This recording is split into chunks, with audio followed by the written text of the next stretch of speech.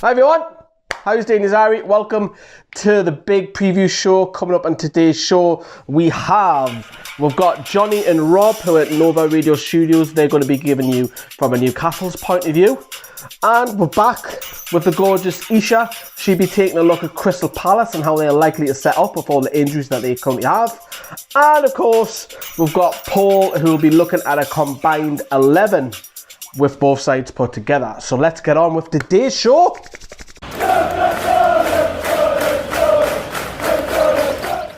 Right, everyone, so let's crack on with it. So first up is we have Jonny and Rob, as I mentioned just before the intro there, at Nova Radio Studios, and they're talking about Newcastle. Rob, big game, massive game after the defeat against Burnley. And a tough run of fixtures. Is this the easiest one on paper when you look at like Scott Man United, Everton, Leicester as well? Easiest, especially considering our head-to-head record against Crystal Palace. 1 win in the last 9. Mikel Merino, the header? Sorry, 1 win in the last 9 for Palace at St James's Park, and that came last season. Yeah. So yes, it's certainly there for the taking. They don't like coming here.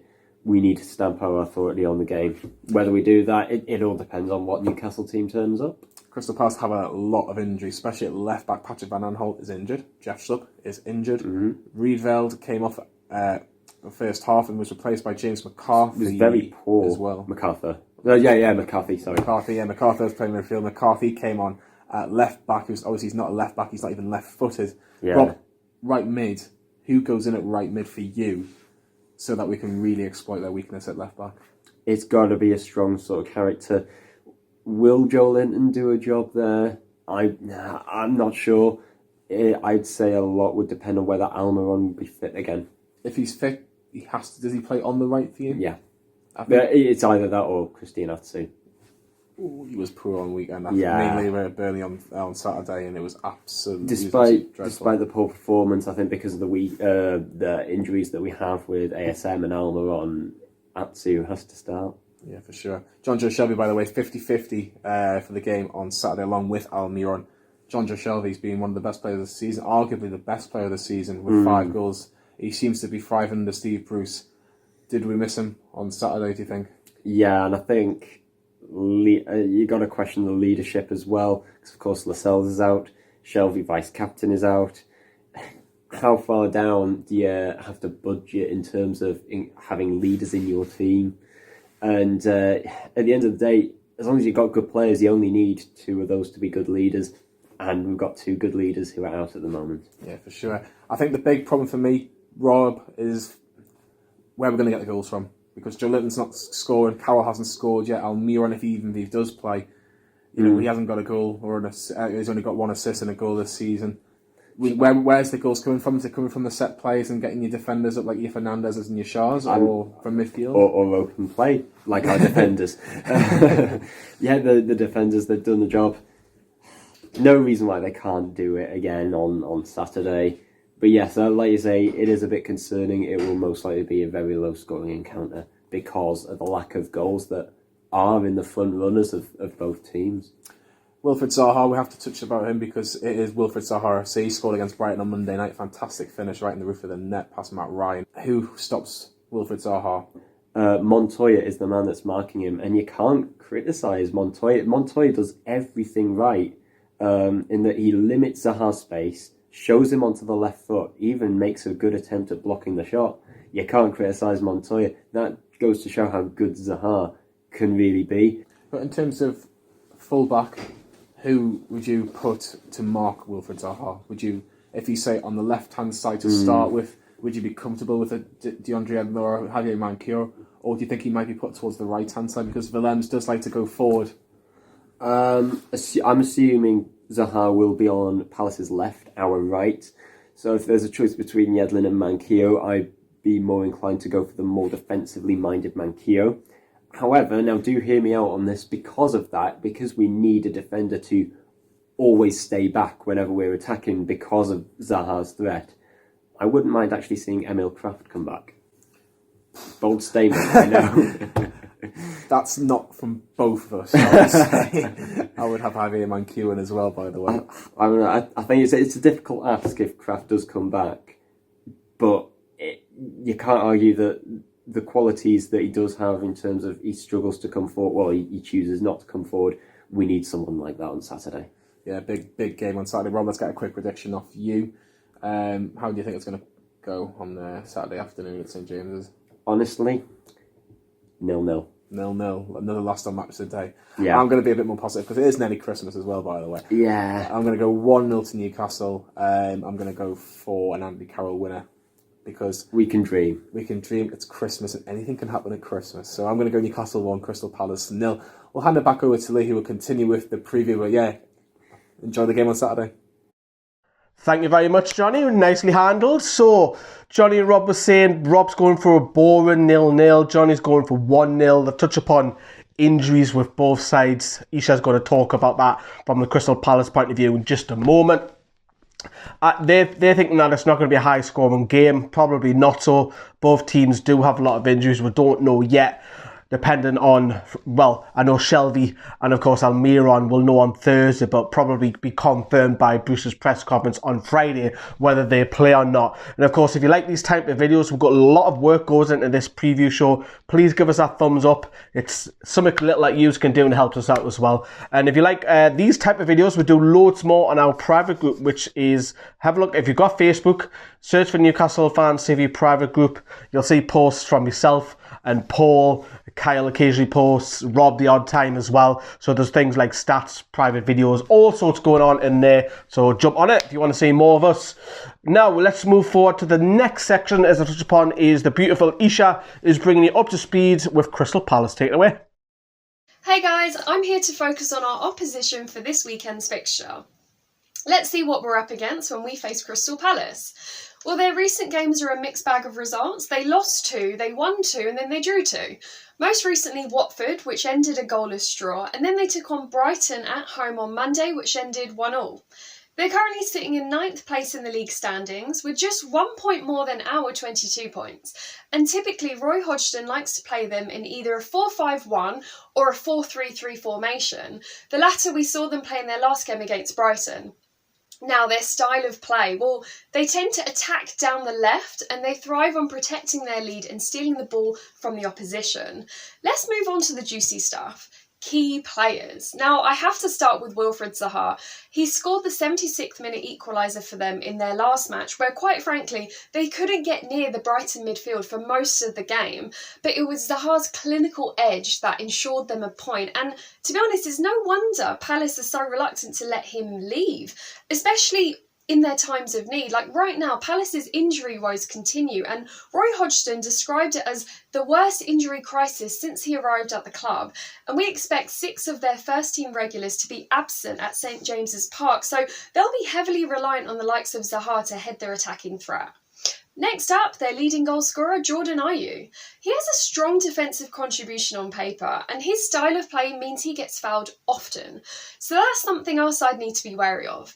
He definitely looks more comfortable playing in his centre-forward position, but if Roy Hodgson is forced to adapt to their injury problem, we might see them keep the 4-3-3 formation like for Monday's game, meaning Ayew will play on the right. Now moving on, Christian Benteke. He's only made 7 appearances for Palace this season, but given their lack of options and the fact that he impressed in his full 90-minute stint on Monday, the first of the season, it means he's likely to be starting this weekend in place of the injured Andros Townsend. After Zaha's equaliser, Benteke held up well, and he played in the path of James McCarthy. He won 14 aerial duels, he had 4 shots on goal, and he also registered 1 key pass. So this revived confidence, it could be something to keep an eye on. Their defence consists of James Tompkins, who assisted Zaha's goal on Monday, and the ever-so-consistent Martin Kelly. He has a key role in the back line. In his 9 starts, Palace have only conceded 3 goals, so our front men will really need to strategically slice through the likes of Kelly to find the back of the net this weekend. Let's finish with Palace's weaknesses. Well, they tend to foul in dangerous areas, and in addition, keeping possession of the ball for them is something they struggle with. And more than anything, the pressure is on the squad to continue to adjust to their dire injury situation. Can we make the most of this huge factor? What do you guys think? I know we have injury concerns of our own, but anyways, we want to hear what you have to say all the time. So comment below and make sure you're subscribed for all the updates leading up to the weekend. Bye for now. Right then, so we know about Crystal Palace. We know that they win a lot of penalties. I nicknamed them Crystal Penalty FC. Some people nickname them Zaha FC. We know that Wilfred Zaha is a huge thing for Crystal Palace. They're a much better side, and many people think that Christian Benteke isn't the answer. The threat will come through Zaha. Now, Zaha was obviously linked to Everton, and they went for Alex Iwobi. How long will Zaha stay at Crystal Palace? Who knows? But again, it depends on what Eisha just said there. Both of them, like Palace, have injuries. So do Newcastle. Which side do you put out? From them? From us? Again, will it be a high-scoring game?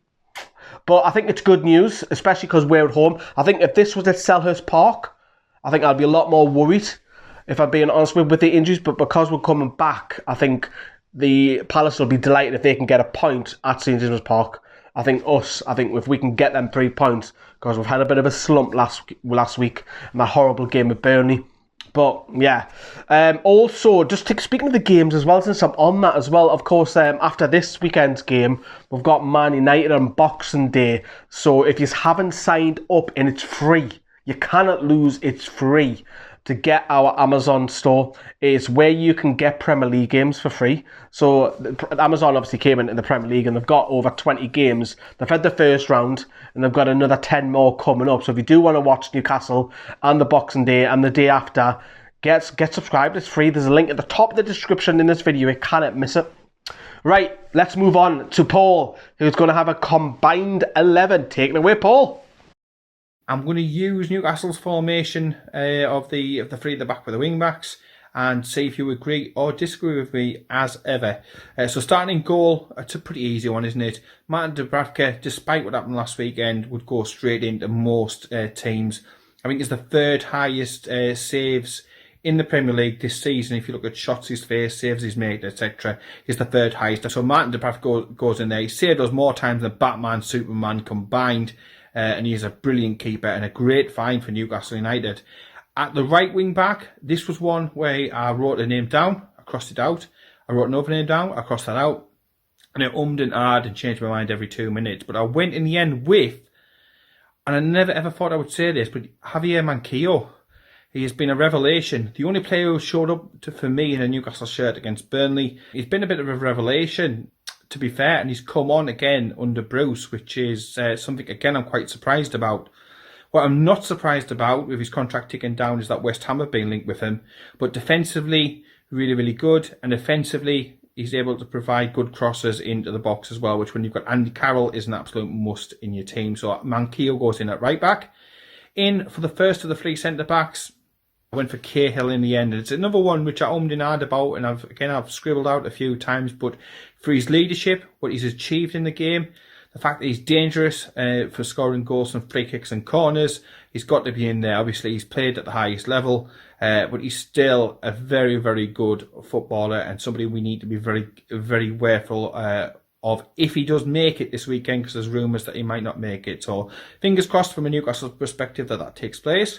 Next to him, least favourite, got to be Fabian Schär. I've said time and time again, I think he's one of the best in the league. Would not surprise me if a Tottenham or somebody like that came sniffing for him very shortly. Quality, comfortable on the ball, range of passing, able to read the game. So what is there not to like about that lad? Next to him, again, I ummed, I ahed, I went through quite a few.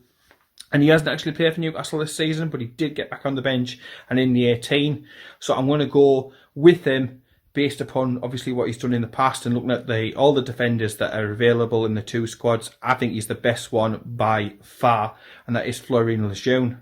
I can't wait for him to come back. He needs to be integrated into our team as soon as possible. I know Bruce has been really cautious with him, but again, an elegant footballer if ever you've seen one. I do think that might be put off until FA Cup weekend. At left wing back, this pains me to say because I was one of the ones booing him, giving him absolute grief when we were down at Selhurst Park last season. But Patrick van Arnold, Obviously, a player with connections up here, but obviously I won't touch on that. He's got a tremendous engine on him. Again, crossing ability is fantastic. Again, I could have easily gone with Williams.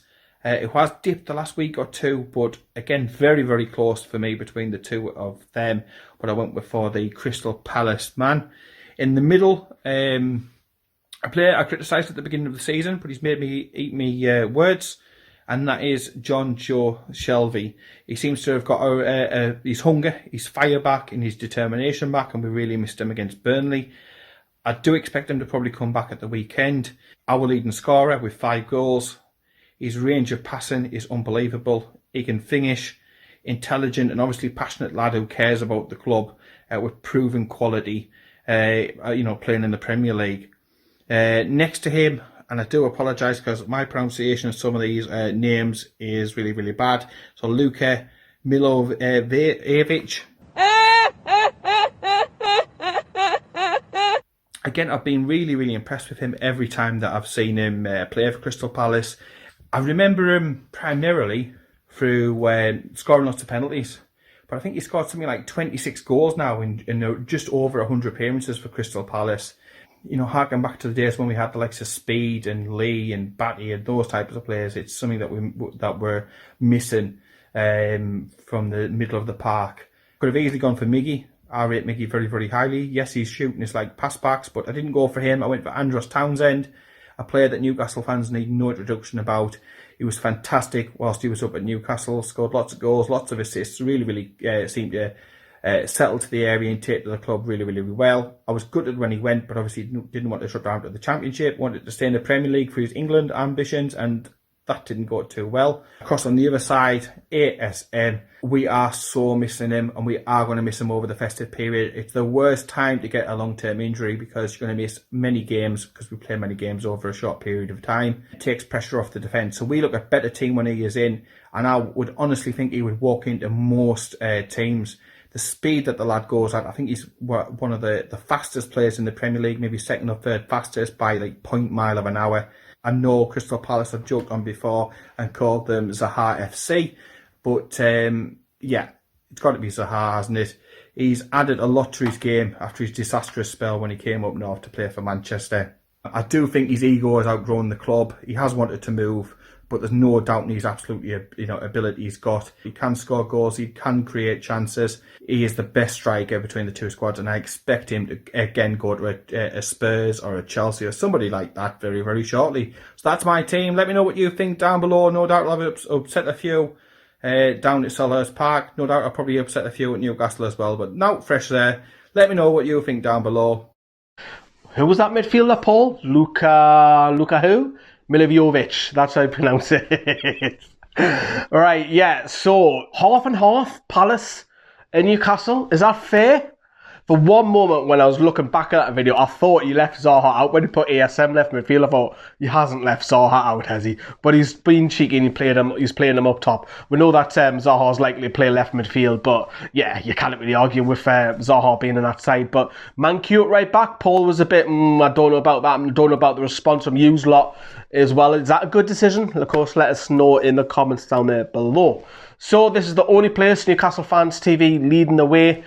All the detailed, and I say detailed, videos all over the weekend from the last word, scoring the players, quick reaction, some match vlog from Paul, and of course we've got a radio show on Sunday where we're talking about all the Toon stuff and also about the fans meetings because there's been 2 this week with the club. That's it.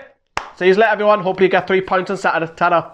Hold me close till I get up.